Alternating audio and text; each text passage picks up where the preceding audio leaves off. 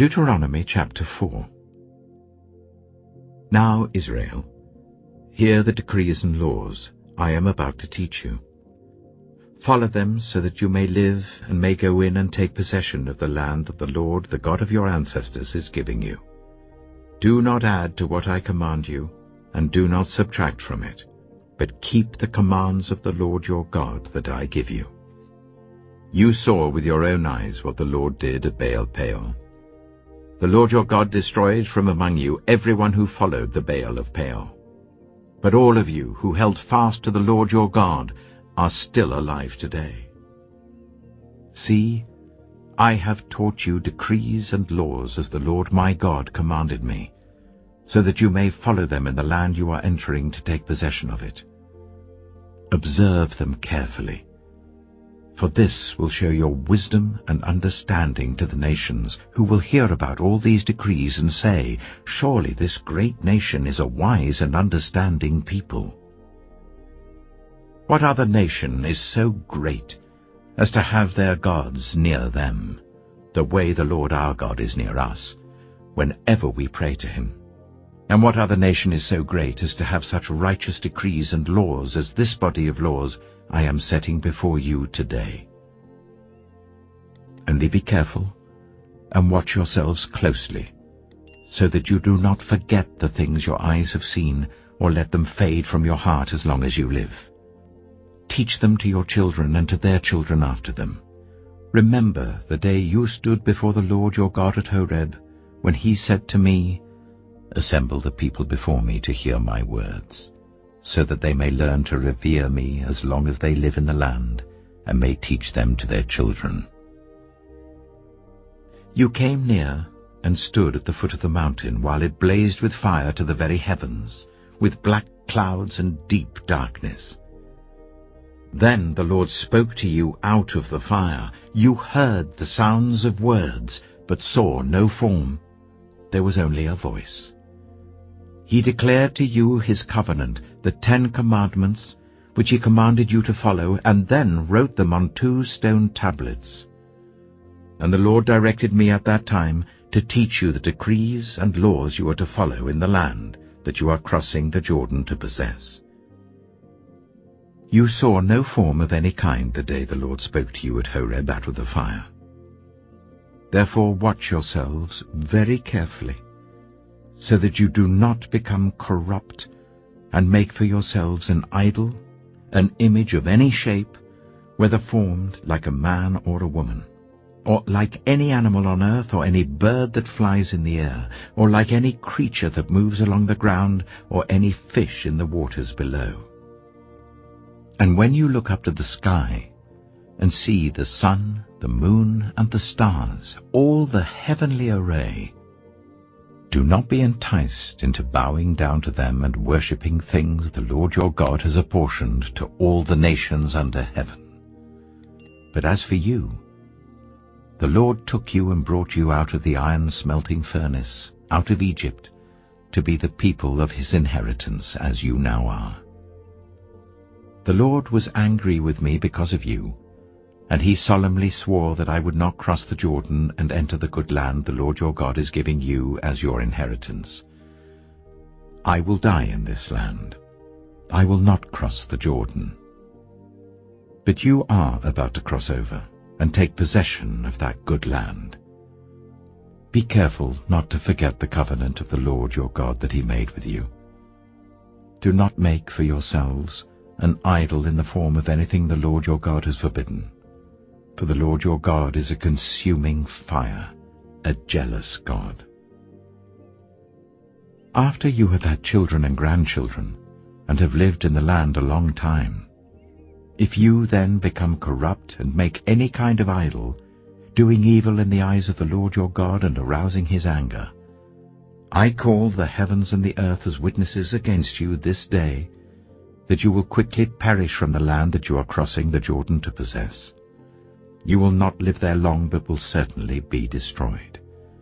The Lord will scatter you among the peoples, and only a few of you will survive among the nations to which the Lord will drive you. There you will worship man-made gods of wood and stone, which cannot see or hear or eat or smell. But if from there you seek the Lord your God, you will find him if you seek him with all your heart and with all your soul. When you are in distress and all these things have happened to you, then in later days you will return to the Lord your God and obey him. For the Lord your God is a merciful God. He will not abandon or destroy you or forget the covenant with your ancestors, which he confirmed to them by oath.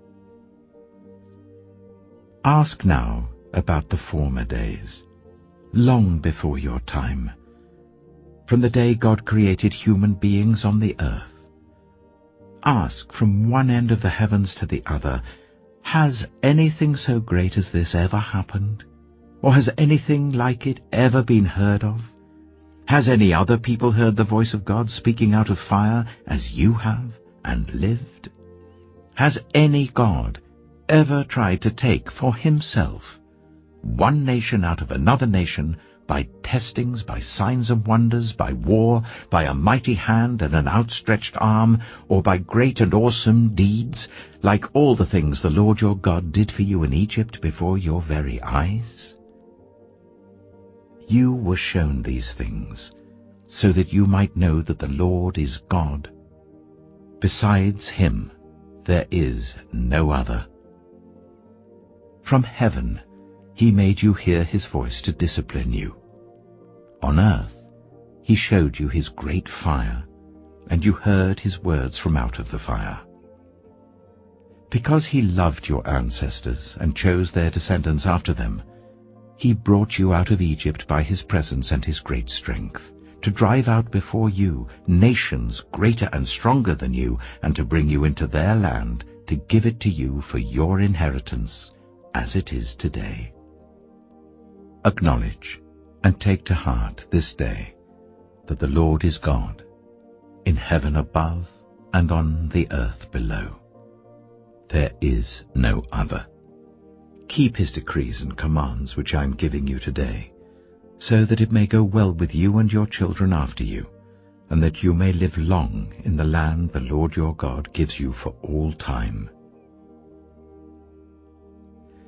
Then Moses set aside 3 cities east of the Jordan, to which anyone who had killed a person could flee if they had unintentionally killed a neighbor without malice aforethought.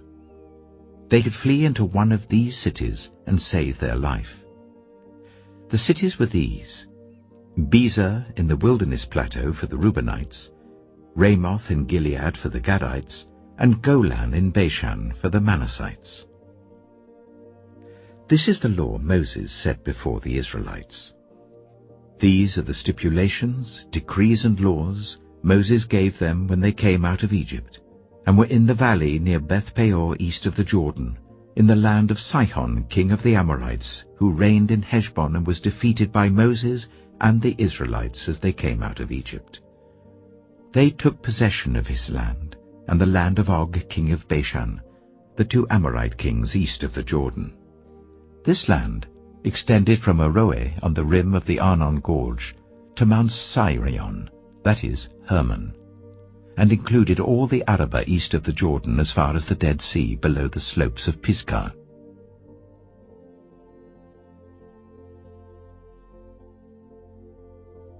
John chapter 21. Afterwards Jesus appeared again to his disciples by the Sea of Galilee. It happened this way. Simon Peter, Thomas, also known as Didymus, Nathanael from Cana in Galilee, the sons of Zebedee, and 2 other disciples were together. "I'm going out to fish," Simon Peter told them, and they said, "We'll go with you." So they went out and got into the boat, but that night they caught nothing. Early in the morning, Jesus stood on the shore, but the disciples did not realize that it was Jesus. He called out to them, "Friends, haven't you any fish?" "No," they answered. He said, "Throw your net on the right side of the boat and you will find some." When they did, they were unable to haul the net in because of the large number of fish. Then the disciple whom Jesus loved said to Peter, "It is the Lord." as soon as Simon Peter heard him say, "It is the Lord," he wrapped his outer garment round him, for he had taken it off, and jumped into the water. The other disciples followed in the boat, towing the net full of fish, for they were not far from shore, about 100 meters. When they landed, they saw a fire of burning coals there with fish on it, and some bread. Jesus said to them, "Bring some of the fish you have just caught." So Simon Peter climbed back into the boat and dragged the net ashore. It was full of large fish, 153. But even with so many the net was not torn. Jesus said to them, "Come and have breakfast."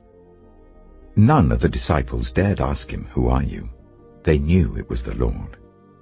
Jesus came, took the bread and gave it to them, and did the same with the fish.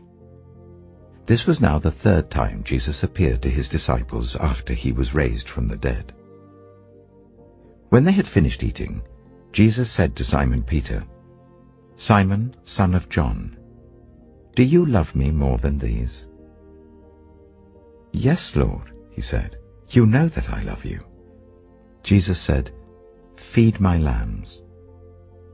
Again Jesus said, "Simon, son of John, do you love me?" He answered, "Yes, Lord, you know that I love you." Jesus said, "Take care of my sheep." The third time he said to him, "Simon, son of John, do you love me?" Peter was hurt because Jesus asked him the third time, "Do you love me?" He said, "Lord, you know all things. You know that I love you." Jesus said, "Feed my sheep. Very truly I tell you, when you were younger, you dressed yourself and went where you wanted. But when you are old, you will stretch out your hands, and someone else will dress you and lead you where you do not want to go." Jesus said this to indicate the kind of death by which Peter would glorify God. Then he said to him, "Follow me." Peter turned and saw that the disciple whom Jesus loved was following them. This was the one who had leaned back against Jesus at the supper and had said, "Lord, who is going to betray you?"